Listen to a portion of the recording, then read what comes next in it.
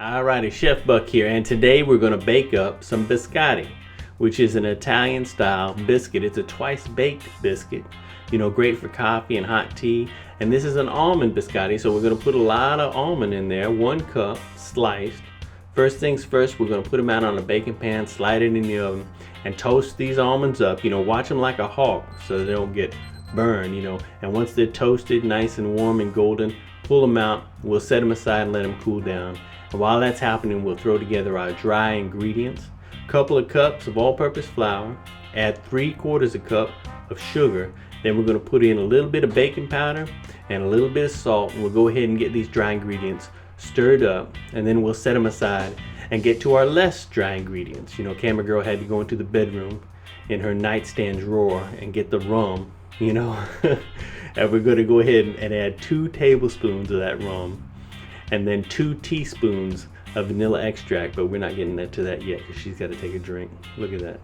She's pretending to put the lid on like she's finished. Okay, now 2 teaspoons of vanilla extract and then 1 teaspoon of the almond extract. Now we're gonna go ahead and crack some eggs, and we got 4 of them because our eggs were kind of dinky, but if you got regular large eggs, just use 3 of those.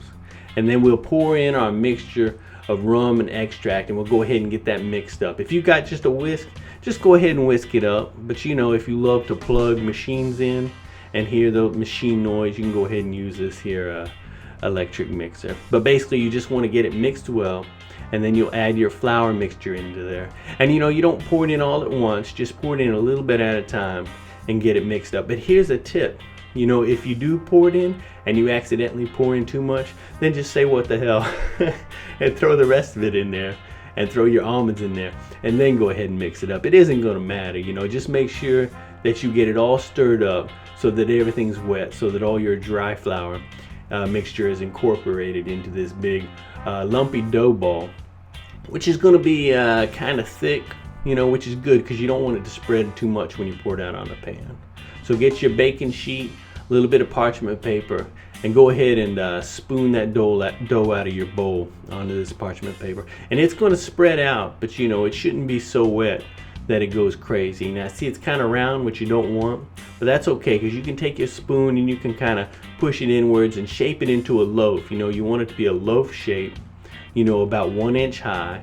And then we're going to go ahead and take that and slide it into the oven at 350 degrees and let it bake away for about a ½ hour. And then boom, it should look like this. That's perfect. Nice and golden. We're going to let it sit and cool down before we slice it, because we're going to slice it because this is a twice baked biscuit.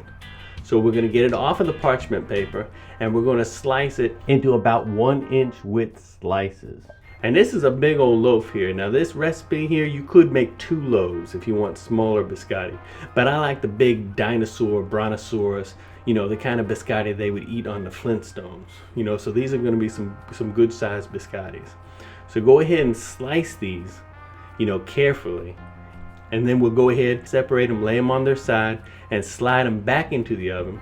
We've reduced the heat down to 300 degrees, and we'll let them bake away for about 15 minutes. Now we'll pull them out of the oven again, but we're not quite finished. We're gonna slide them in the oven one more time, but first we want to flip them over so we're getting both sides toasted. Because the key to biscotti is you want it to be a nice, dry, hard biscuit. So that's why we're baking them twice. And you want to leave it in here for about 15 minutes more, but leave it as long as it takes, to reach, that consistency that you like. Sometimes you get biscuits, biscotti, and they're like hard as a rock. I don't like them like that. I like them somewhere in between, but get them the way you like them, then lay them out on a little rack to cool down. Look how many almonds are in there.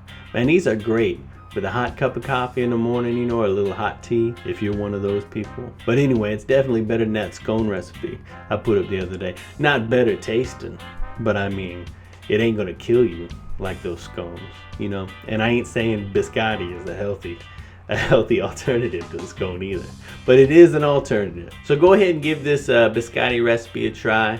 Let me know what you think. Thanks for watching, and bon appetit.